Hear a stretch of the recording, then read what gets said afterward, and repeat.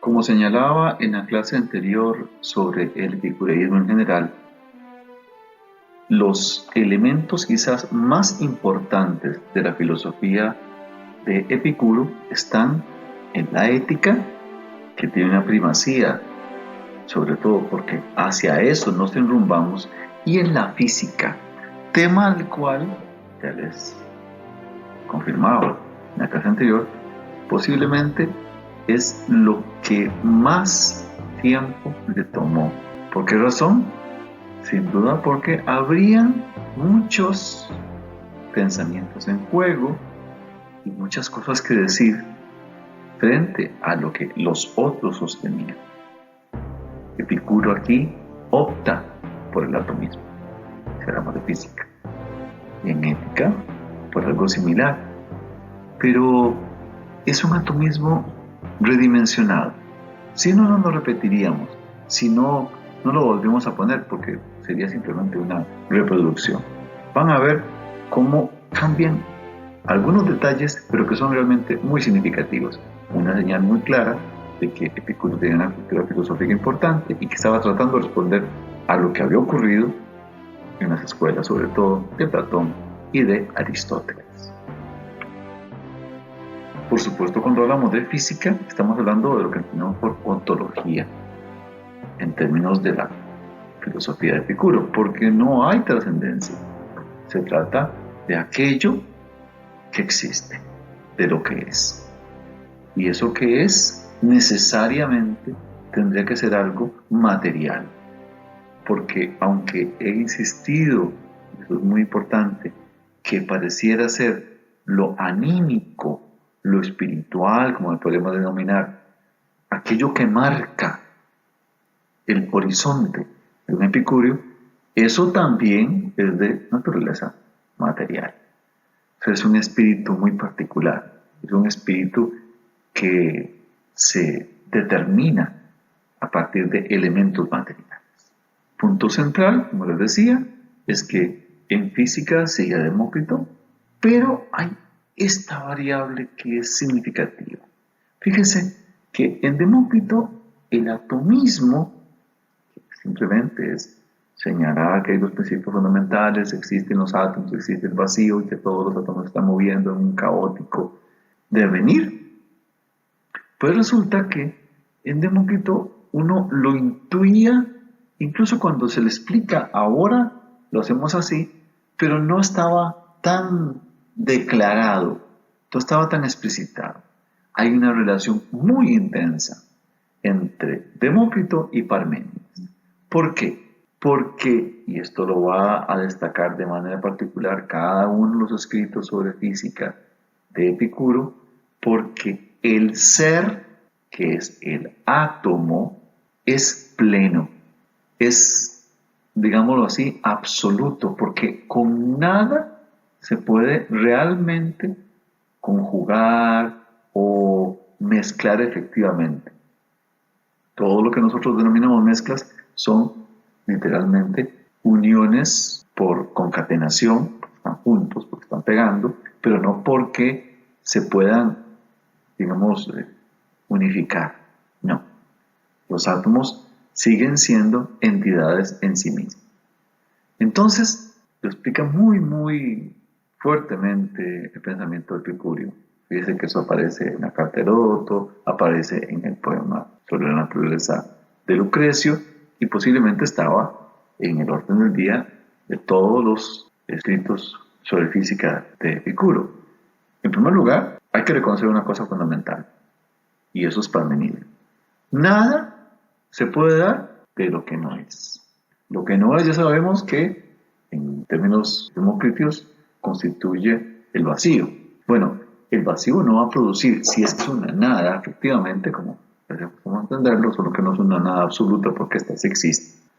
Bueno, de eso no va a producirse nada. Nada viene de la nada. Segundo, nada va a volverse nada. O sea que el ser siempre es lo que es y el no ser es siempre lo que no es. O sea, no pueden hacer nada ni pueden morir nada. Eso es lo que significa esas dos tesis originales. Y el universo, tal como existe, no estuvo ni estará en otra condición que en la presente. O sea, lo que nosotros entendemos por realidad es esta que tenemos y es siempre la misma. Es totalmente infinita. Aquí hay una pequeña variación. Decimos que universo es todo lo que existe, todos los entes, todos los átomos. Ese conjunto de átomos no es organización cósmica, sino ese conjunto de átomos, que es esa topam que se dice en griego, ese universo siempre ha sido el mismo. No hay nuevos ni van a desaparecer estos que están. En ese sentido, vean que el ser es lo que es. Y repito, el no ser es lo que no es. Así que esta explicación, que ya habíamos intuido, repito, en Demócrito, pues en Epicuro queda totalmente transparente.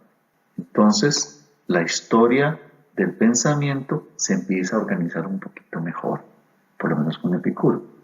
El pensamiento parmenidio, la razón fundante de una entidad constante, siempre la misma, esa tiene un seguidor claro en Demócrito y tiene un seguimiento claro en el epicureísmo. Es una racionalidad explicativa, fundamental, que no podemos saltar. Ahora, ¿qué pasa con los átomos? ¿Se acuerdan ustedes algunas características que hemos dado de los átomos? Está muy claro que ellos, para decirlo así, no son perceptibles porque no podemos verlos. Recuerden que son muy pequeñitos. En Epicuro no sale esa afirmación de que podrían haber átomos tan grandes como el mundo, que es una cosa que estaba ahí dicha en Demócrito. Nosotros conocemos los átomos realmente por diferencia, o sea, los pensamos, asumimos que eso es lo que hay, punto. Además, cosa fundamental, no sabemos el número de átomos, pero posiblemente sea un número indefinido, por lo menos infinito, así lo entendemos. Y así como es infinito el número de átomos, es infinito el espacio que existe, el vacío. Entonces eso creo que no estamos haciendo una gran novedad desde el punto de vista del átomo. Después hay una cosa que sí es importante. Recuerdan que Demócrito decía que la diferenciación entre los átomos era por su conformación, por su forma, por la posición en que estaban y por las relaciones que tenían con los demás. Eso podríamos distinguir los átomos, uno porque son redonditos, además porque están unidos a otros o simplemente pegando con otros porque se quedan enganchados, etc., ¿no? Pues bien, Epicuro hace un cambio y es que dice que esos átomos tienen masa. Y una cosa que a lo mejor es un error, pero que tiene que ver básicamente con algo que la lógica aristotélica lo ha impuesto. Debería pesar. Este peso es lo que hace, dice la racionalidad epicúrea, que se muevan. Se mueven porque pesan. Se mueven hacia donde pueden moverse, hacia abajo, cayendo. Entonces fíjense que está la idea esa de la física aristotélica de que hay un lugar abajo, hacia el que se dirigen posiblemente los átomos. Eso, repito, puede ser un error, pero en todo caso queda claro lo siguiente. Los átomos epicúreos son entidades como pequeños corpúsculos, como pequeñas piedrecillas que van posiblemente cayendo. Y esa es su razón de movilidad.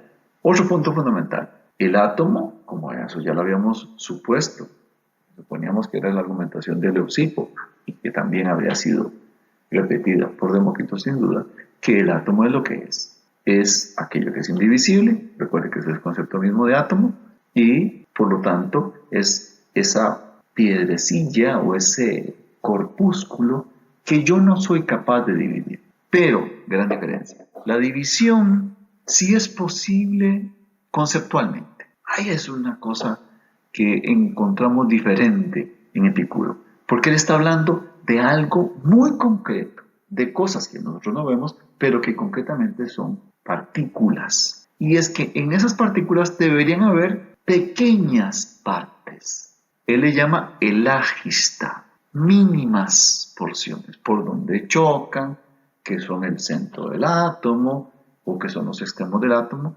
Eso es lo que nosotros suponemos. ¿Por qué? Porque si no, no serían entidades físicas. A lo mejor podrían ser entidades intelectivas o comprensiones ontológicas extrañas, pero no seres contundentes. Por otra parte, pareciera que la forma que tienen los átomos precisamente está definida por esas partes mínimas. Repito, porque estamos hablando de una entidad, de una cosa. A mí me gusta decir que es como una especie de piedrecilla, porque es lo más fácil, es algo que es contundente, que puede chocar, y usted choca por alguna parte, no por todo.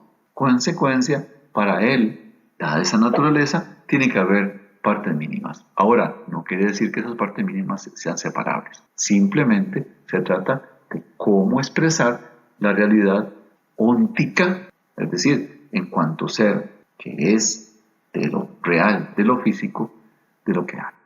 Otro punto importante que significa un cambio significativo en el pensamiento de Epicuro es cómo se dio la cosmología. Recordarán ustedes que en Demócrito había una suerte de movimiento caótico y el azar puro es el que produce todo. Un azar que implica una cantidad de mundos posibles, digamos indeterminada, por no decir infinita, ¿verdad? Cuando decimos determinado, que tiene un término, ¿verdad?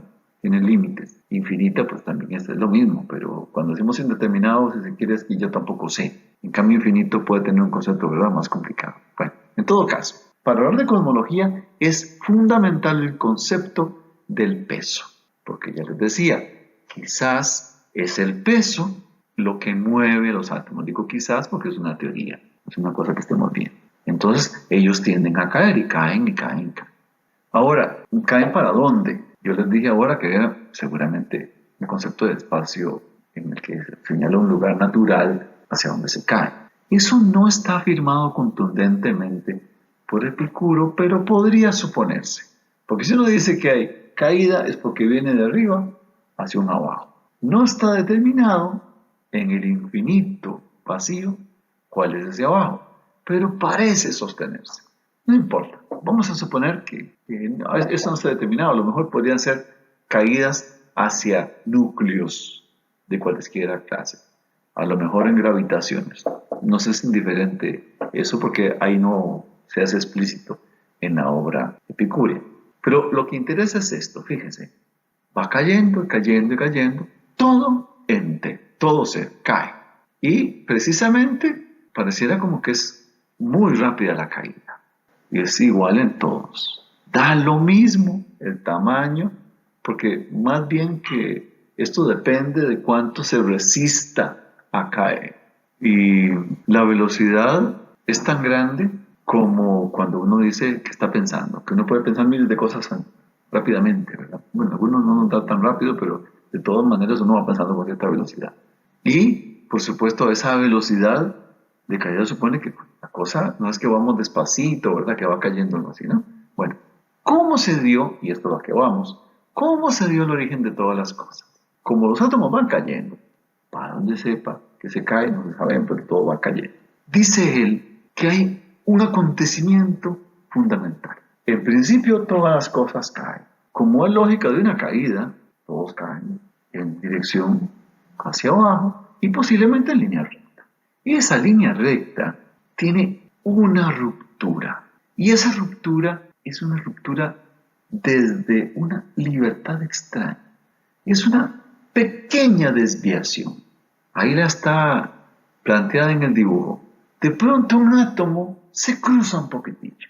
Eso en griego se llama parénclisis. Parénclisis es la pequeña e imperceptible, miserable desviación fortuita, pero libre de ese átomo. Bueno, cuando se desvía, evidentemente se produce o una debacle o una organización. Porque al desviarse empiezan a chocar. Y chocan, y chocan, y chocan, y chocan, y chocan, y chocan. Y ese choque general hace que se conformen universos, cosmos, se congreguen cosas. Vean que la variable es esa, un pequeño desvío y por lo tanto esos desvíos van a provocar choques mecánicos y mecánicas que van a generar lógicamente las organizaciones cuánticas. Esta tesis es una tesis muy interesante porque, repito, pareciera como que al menos a un átomo se le ocurrió desviarse o aparentemente se desvió. Un acto que va a explicar luego cosa que es muy interesante, pero que habría que especular bastante sobre el asunto, parece que está relacionado con la idea de que existe algún ámbito de libertad, como en la libertad humana. Yo también podría ir cayendo en la realidad social donde estoy. Esa es la vida corriente. Pero yo puedo desviarme de ese trayecto constante de caída. Siempre de caída a hacer lo mismo. Ese desvío puede hacer que genere otro mundo, otra vida. Esa vida paralela, sin duda, es la que nos ofrece el epicureísmo, con una libertad muy especial, una libertad que posiblemente nos produzca felicidad. Vayamos un poco más allá de lo puramente físico y adentrémonos en el problema de cómo estamos constituidos los seres humanos. A ese propósito, también hay que decir que nosotros no somos más que una conjunción de átomos, igual que el universo. Y que lo que nosotros valoramos tanto, que es nuestra alma, eso que entendemos por alma, pues no es más que una conjunción particular o una relación particular de determinados átomos. Como dice Demócrito, átomos redonditos, sin duda.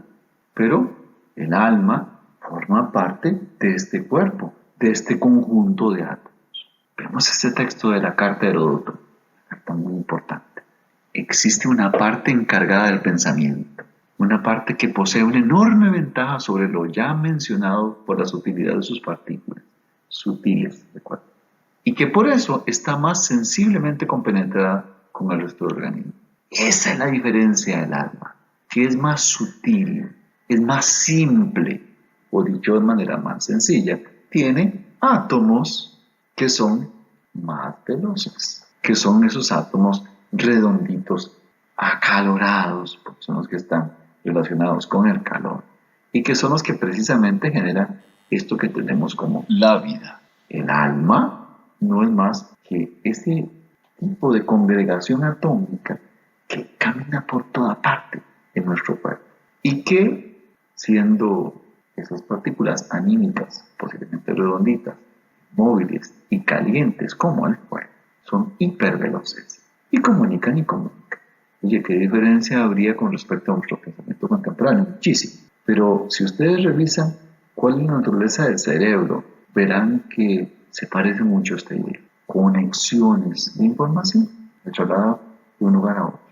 Esa conformación es estrictamente una relación entre pequeños átomos, muy sutiles, muy pequeñitos, que permiten mayor conocimiento, permiten mayor relación y le dan cierta identidad a esa congregación que denominamos cuerpo.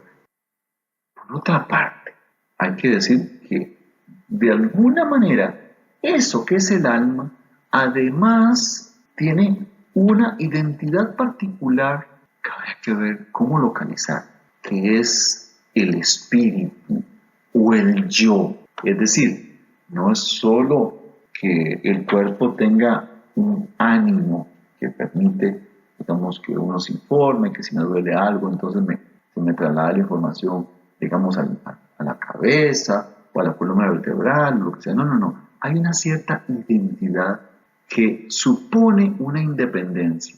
Y es ese yo, es ese espíritu, lo que posiblemente nos define. Y sobre todo nos define frente a una cosa muy importante, que es aquello que entendemos que es el conocimiento sensible y el conocimiento de las pasiones. Es el lugar donde se dan los placeres y los dolores. Ahora, ¿qué es, a propósito de esto, qué es lo que ocurre cuando uno nace? Pues se van congregando átomos. Y se congregan esos átomos específicos que son, digamos, hiperveloces y redonditos, ya eso lo sabemos. ¿Y qué pasa al morir? Pues sencillamente que los átomos se trasladan, se van, y por lo tanto no hay una condición desastrosa de la muerte. Simplemente es que se mutan, se van. Y esa dispersión que tiene que ver con peso también, porque lo que mueve esos átomos, pues simplemente supone alejamiento paulatino de las partes. Cuando nosotros hablamos de vivir, es una interacción entre todos estos átomos. Y por supuesto, si ya vemos un asunto más macro, lo entendemos como la relación cuerpo-alma, una relación en la que el cuerpo es la casa donde se mantienen esos átomos redonditos y fogosos, en el sentido que tiene fuego, y que le permite dar unidad. Repito, cuando alguien se muere, simplemente empiezan a disgregarse. Y a lo mejor, como diríamos nosotros, se le fue el alma. En realidad, se le salieron esos átomos redonditos o se trasladaron, se van a donde puedan estar. ¿Pasa algo malo con eso? Pues no, es un proceso totalmente natural. Un elemento novedoso y muy interesante de Epicuro, que está dicho en la carta de Heródoto, que ya no aparece igual en otros epicúreos, en Lucrecio es un poco diferente, es el siguiente. Parece que Epicuro habría sostenido que existen dioses. Esto es un poco exótico. ¿Por qué? Porque cuando decimos dioses suponemos una identidad constante. Son inmortales. Eso lo ha dicho toda la tradición. Y los inmortales son inmortales, no se cambian. ¿Y cómo va a ser que no se cambien entidades cuando sabemos que lo único que no cambia realmente son los átomos? Entonces, las congregaciones están cambiando constantemente. Nosotros nos morimos en ese sentido, ¿verdad? Que nos dispersamos. Bueno, sí, para Epicuro existen los dioses. Y su existencia la constata la tradición. Todo el mundo sostiene que hay dioses. Digamos que esto es claro. Ahora, lo que no ha constatado la gente, todo el mundo consciente que eso es así, es que ellos tienen una función que nosotros deberíamos percibir y comprender. Empecemos señalando bien claro. Cuando hablamos de dioses, hablamos de entidades tan materiales como nosotros, constituidas por átomos, con movimientos tan inestables como nosotros, más o menos.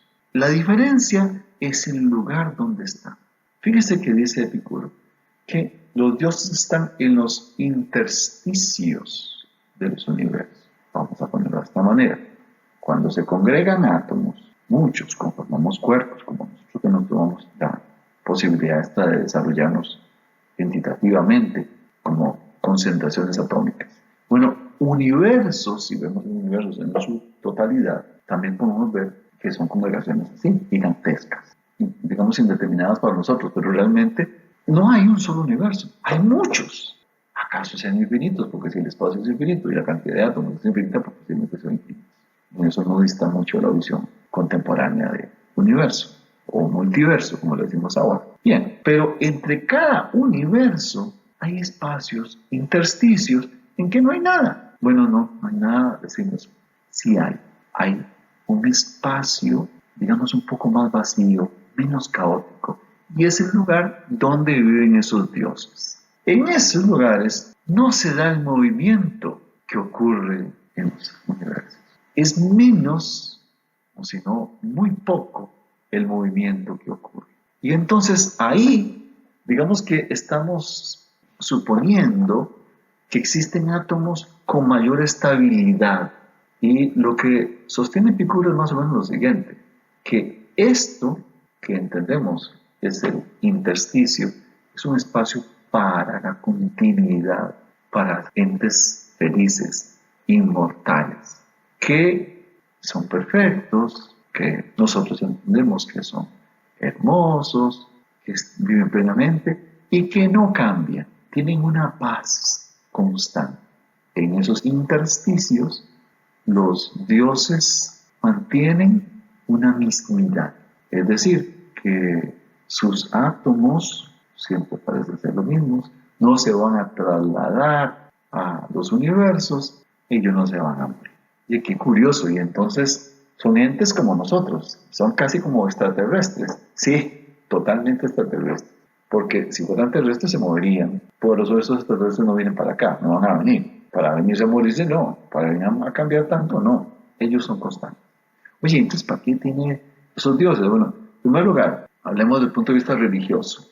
Una religión epicúrea supondría que esos seres que están en lo más alto, allá en los intersticios, no se preocupan por nada, viven plenamente felices. Y ellos son el modelo que podemos usar nosotros para entender la felicidad, que debería ser así, totalmente vivir en paz, ininterrumpidamente felices, sin cambios, sin males, o sea, sin dolores. Y entonces ellos, repito, son un modelo de vida. ¿Para qué sirven los dioses? Pues un modelo, trate de vivir como ellos. trate de mantenerse, pero yo no puedo, porque yo me muero. No importa. ¿Sí? Lo que importa es que usted trate de entender qué significa eso. Y eso significa que ellos posiblemente tienen la sabiduría suficiente para no cambiar. Y nosotros deberíamos de tener la sabiduría para verlos como un espejo y ver nuestra vida como no cambiante, como plena, como constante, como una identidad indiscutible. Y ese es el núcleo de esta teología. No, hay que rezarle a los dioses eso. Mira, ¿para qué le vas a rezar así? No te van a oír de ninguna manera. Aunque yo les gritara, no me harían caso. Aunque el universo se tratara de meter, yo estaría en intersticios y no cabe. No cabe en otros actos. No puede haber choque de universos, digamos, como para pelearles el espacio. Entonces, están como en burbujitas, digámoslo de esa manera. Y esa burbuja de felicidad no se la va a quitar. Y es esto lo que nos da pie para hablar de ética. Tenemos este pasito extra que es quizás la clave para entender, porque el epicúreo habrá de ser un dios en el mundo y además un átomo que se desvió, una parénclisis en la vida humana. Vamos a entender esto como un acto de libertad. Para ser epicúreo hay que ser. Recuerdan que habíamos dicho que la meta de la filosofía es precisamente la libertad de las cosas más complicadas de nuestra vida. Libertad frente a los miedos, libertad frente a los dioses esos que se meten con nosotros. ¿Se acuerdan? Que uno dice, oye, está temblando, seguro fue Poseidón que está así, nervioso, está enojado con nosotros, o que hay una tormenta, y Zeus, no, esos dioses no existen como tal. Eso se pueden explicar. En cambio, esa vida de los dioses, eso sí. Entonces hay que entender, la filosofía, ya sabemos, es ética, porque nos ayuda a alcanzar la felicidad. Y la felicidad se logra con cierta facilidad. Basta que se satisfaga lo más básico de nuestra vida, lo que naturalmente nos pide este cuerpo, esta relación atómica. Y la felicidad se alcanza, repito, satisfaciendo esto y entendiendo que esa satisfacción ya es el placer. Por supuesto que sabemos que existen dolores, que existen rupturas del placer. Eso es lo más lógico. Ya sabemos que el propio Epicuro sufrió muchas enfermedades al final de su vida, que a lo mejor antes, como cualquiera de nosotros. Pero esas turbaciones, esas pasiones negativas, esos dolores tan intensos, hay que ver cómo se superan. Para eso es la filosofía, para eso es la ética. La ética es la actividad del alma que nos permite encontrar una estabilidad en el placer. Un placer muy curioso, porque es un placer que se mueve poco, es catastemático, es un placer, digamos, en negativo, en el sentido de que no sufre dolor.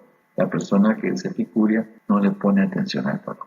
Y eso es fundamental. ¿Cuál es el mayor placer de todos? Practicar de una vez la amistad. Ese es un placer pleno, porque está fundado en la seguridad de nuestro intersticio, que es el jardín. Y ahí encontramos seguridad y consuelo para nuestras debilidades, nuestros dolores, nuestras angustias, nuestras perturbaciones, todo aquello que nos quita la paz. Por eso, hacer ética es como salir huyendo de este mundo de movimiento, de azares, de desgracias y de muerte en ese sentido físico, pero que no es importante. Realmente lo importante es esa felicidad constante que puedo lograr si soy suficientemente libre como aquel átomo que se desvió. ¿Cómo es el asunto de los placeres? A ver, digámoslo claramente. En primer lugar, los placeres en general todos son buenos. Lo que pasa es que hay unos que son más riesgosos, más complicados o son menos convenientes. Vamos a distinguirlos claramente. Primero, existen placeres que son físicos, es decir, que son naturales y que son necesarios. Evidentemente, comer, si uno tiene sed, pues tomar el líquido correspondiente, si tiene frío, pues abrigarse, si tiene soledad, pues estar acompañado. Son cosas totalmente esperables. Tener la seguridad básica de frente a el moverse de todo lo demás. Esos son naturales. Eso es lo que nos pide la vida misma. Hay otros que son naturales pero que no son necesarios. Por ejemplo, tener un ratito con un amigo, o tener conversaciones, incluso una gratificación sexual, o cantar, o escribir cosas hermosas, comer fino, beber cosas finas, ricas, intensamente, incluso vestir muy elegante. Bueno, esos son naturales, porque usted va a vestir, usted ocupa ropa, pero usted no tiene por qué ponerse un abrigo de mink si puede tener un abrigo corriente.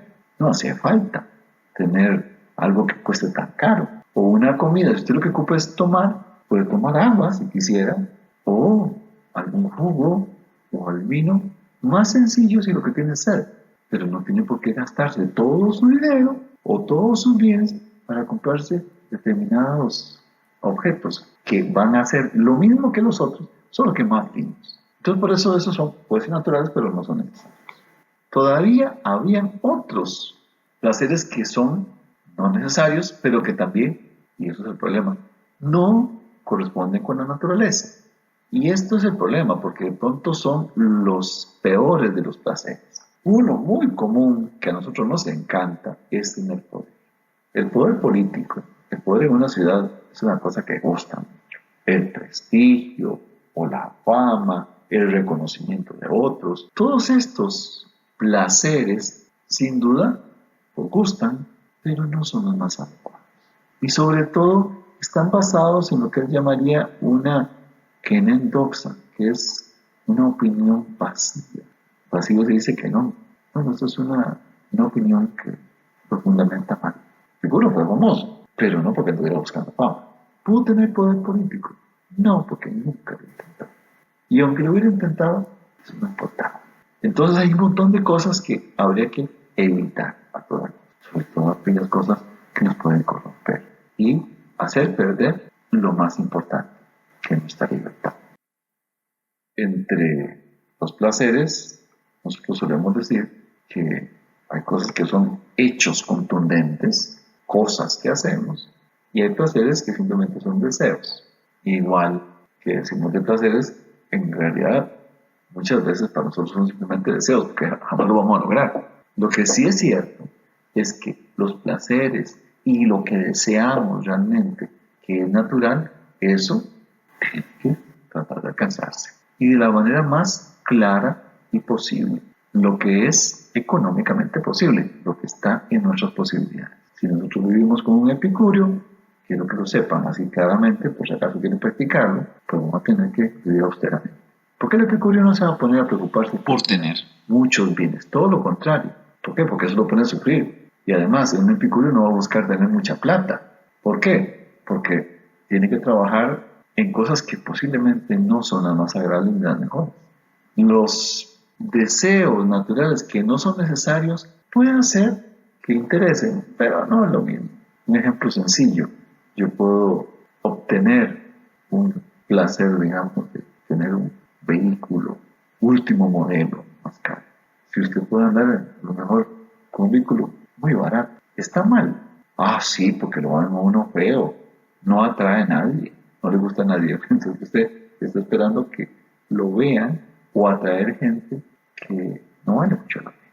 Por lo tanto, no hay que preocuparse por esas cosas. Nosotros tendríamos que evitar varias cosas. Mire, vean, fundamental, ahí está en el punto tercero. Evitar arriesgar la salud. Evitar poner en peligro la amistad. Ya saben que para perder amigos es relativamente fácil si usted se pone a buscar cosas que no son válidas, que no son necesarias, que no son adecuadas a su ser, que no son adecuadas a sus posibilidades. Y por supuesto, nosotros no podríamos arriesgar la economía. La economía es la administración de lo que tenemos a la mano.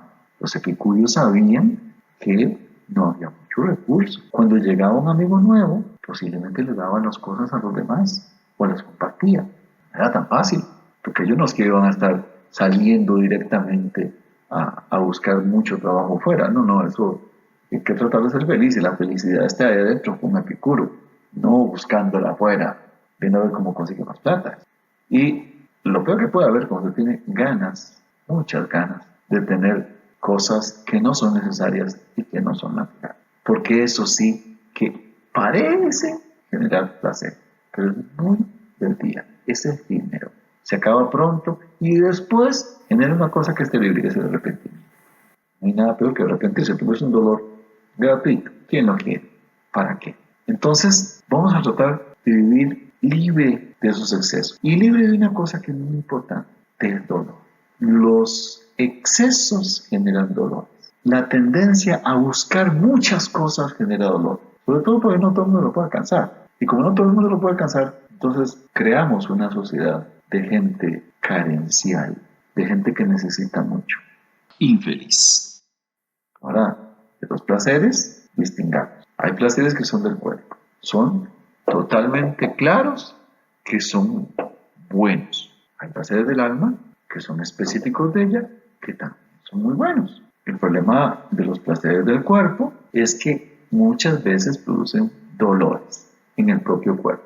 Es cierto que el placer por excelencia es corporal. Como dice este texto, el principio y raíz de todo bien lo constituye el placer del vientre. Claro, comer es una cosa deliciosa. Y el hambre, pues por mucho que uno le diga cuento que no, el hambre es horrible, el hambre es mala. Entonces, vamos a tratar de permitir que ese cuerpo se acomode a las circunstancias que vive y alcance lo básico para no tener tanta afectación. Pero a lo que hay que ponerle más atención quizás, porque son más interesantes, son los placeres anímicos. ¿Por qué? Porque son los que duran. Y además, como duran tanto, permiten que los avatares del cuerpo disminuyan. De alguna manera los dolores del cuerpo, que son tan comunes, son sopesados de frente a esos placeres del alma y hacen que de alguna manera u otra se cure. Esa curación es lo que puede lograr uno con la filosofía. Vean este texto. Todo placer es un bien en la medida en que tiene por compañera a la naturaleza. La naturaleza del alma es precisamente esa búsqueda constante hedonista de la mismidad divina de la que habíamos hablado. Una divinidad placentera, rica, sabrosa, muy plena, constante, inacabada y sobre todo muy, pero muy feliz. Vamos a hablar ahora de un aspecto clave. A propósito de los placeres, hay placeres que podemos denominar ginéticos. Típico es el placer sexual. Depende del movimiento. ¿Se satisface el placer del movimiento? Claro que sí, es muy rico. O sea, es algo delicioso que uno disfruta muchísimo. Incluso de momento ahuyenta el dolor. Pero recuerde, el problema de este placer de movimiento es que, claro, se cansa. No se cansa muy rápidamente. Sea desde el comer hasta la sexualidad o hasta los que nos gusta hacer deporte, correr. Todos esos placeres que son deliciosos, muy ricos, pronto se acaban. Es interesante, pero hay que tener en cuenta que ese placer de movimiento, digamos, no es tan preferible como el placer estático. Y es la estabilidad del placer estático es muy diferente, porque si se quiere es como un placer perfecto. Cuando se tiene es cuando ya uno ha alcanzado un nivel de estabilidad, de tranquilidad tal que no le preocupa que puedan cambiar las cosas, porque está ahí, estable, siempre en su memoria. El placer debería estar contenido espiritualmente en ese recuerdo constante de lo hermoso que hemos pasado, de las vivencias plenas que he vivido con mis amigos y de ese goce perfecto que no se olvida nunca y que se vive ahorita gracias a que ese espíritu me lo mantiene. A la par de eso, cuando eso se debilita, uno tiene que poner a funcionar la mente para que imagine o vea de previo, intuya el placer venidero. Anticipe ese futuro feliz que vendrá. Anticipándolo, asegurará una plenitud. Y en ese juego entre el venir del pasado e ir hacia un futuro feliz, estamos seguros de que se va a mantener el placer. Ahora recuerden, Esto es propio del alma. Se vive con el cuerpo. Y es como cuando uno tiene una relación con amigos. Se vive corporalmente, pero se mantiene en la mente. y ahí esto, si se mantiene realmente, todo lo que el cuerpo sufre queda en segundo lugar, en tercero o en cuarto. Queda totalmente subordinado. Recuerden aquella carta fabulosa de Epicuro a Idomeneo. Me acuerdo, ahora que me estoy muriendo, en el momento en que sufro más dolor, me acuerdo, De lo felices que fuimos juntos. esa es la clave. Me acuerdo de eso. Y ahora a él no le queda problema con ponerse a imaginar más cosas. No tiene por qué preocuparse por eso. Pero sí puede pensar en esto. Quizás cómo se van a entregar. Y van a venir nuevas vidas, nuevas congregaciones. Si no va a estar, ¿qué importa? Eso lo dan. Por eso vamos a introducir un concepto que es fundamental. Hasta ahora se ha planteado, pero no se ha dicho directamente. Nosotros en esta vida tenemos que ser inteligentes. Y la inteligencia es como la prudencia que decía Aristóteles. Es decir, es esa prónesis, esa inteligencia práctica que nos permite vivir en la constancia de la felicidad y que supone examinar constantemente todos los actos que hay en la vida para medir y saber elegir, examinar cuáles son las causas, cuáles son los efectos, cómo puedo evadir un problema, cómo puedo propiciar un beneficio y a sabiendas de eso, esta inteligencia nos va a permitir potenciar lo más maravilloso de lo más pequeñito, de lo más austero, porque es en lo poco donde está lo mejor. Ahora, es una cosa muy importante. No estamos hablando de una prudencia de virtudes o de moralidades que todo el mundo acepta porque son buenas, porque todo el mundo lo sostiene según una comunidad. No, no, no, no. Dice él, esto que es tan duro, escupo sobre lo bello moral y sobre lo que en vano la admira, cuando ningún placer proporciona. Si su moralidad lo que produce son negaciones corporales, negaciones anímicas, entonces eso no merece la pena. Hay que extirpar, alejarlo, como cuando uno busca placeres banales, cuando uno busca esas tontas presunciones de la fama, del reconocimiento, del poder, que eso es absurdo, eso no tiene sentido. Y núcleo central. En esto vamos a ver que hay una correspondencia entre las escuelas. Es lo que entendemos como tranquilidad del alma. ¿Qué es esto de la tranquilidad del alma? Vamos a ponerlo en griego. Ataraxia o ataraxia en español. Ahí es donde está lo fundamental. Le llamamos taraxis a la turbación. Cuando yo estoy que no puedo ni dormir, no puedo ni estar tranquilo, no puedo gozar de la vida, sino que estoy literalmente lleno de dolores. Voy a decirlo de manera un poco actual, lleno de angustias, lleno de ansiedades, lleno de necesidades, ¿no? Lo cual no es un lleno, es un vacío, porque no tengo vida.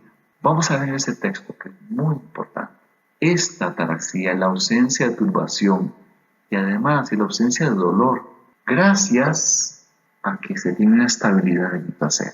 El gozo y la alegría resultan de placeres en movimiento por su vivacidad, pero lo importante es tener un placer entendido como fin, que se mantenga en una identidad que nos haga libres de los sufrimientos y las perturbaciones.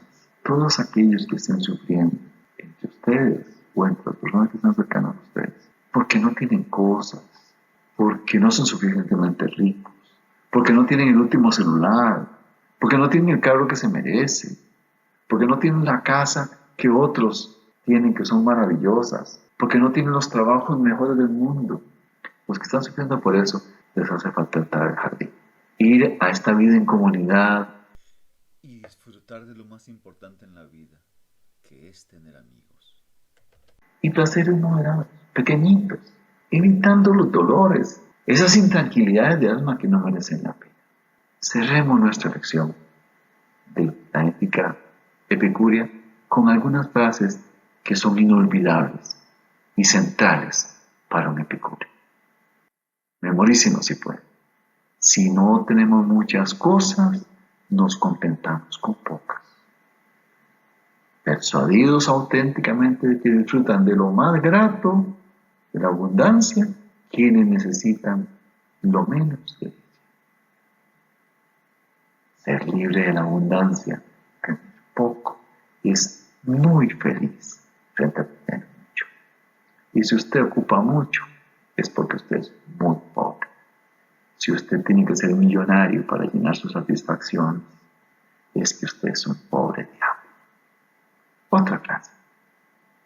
Retírate en ti mismo, sobre todo cuando estás obligado a estar con la multitud. Vive oculto. Eso es muy importante en el epicureísmo. Yo me oculto con mis amigos en un centro que llamamos quepos. Estoy en un lugar pequeñito, oculto de los demás. Si no puedo hacerlo, por lo menos me puedo centrar en mí mismo y vivir oculto. Nadie me tiene que estar viendo. Yo no tengo que ser famoso.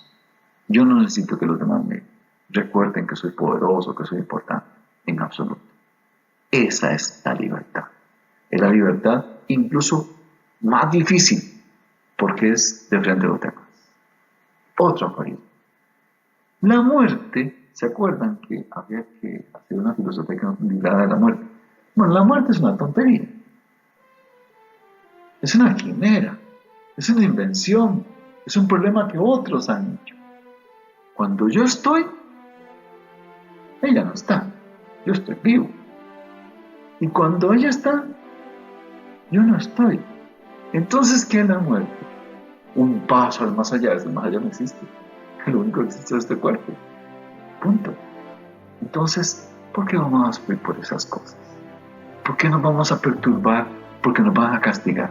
Eso no existe. Y un último aforismo, que lo quiero poner un poquito en griego, solo para destacar algunas palabras. Vamos a leerlo con menos. De las cosas que la sabiduría prepara para la bienaventuranza de una vida completa.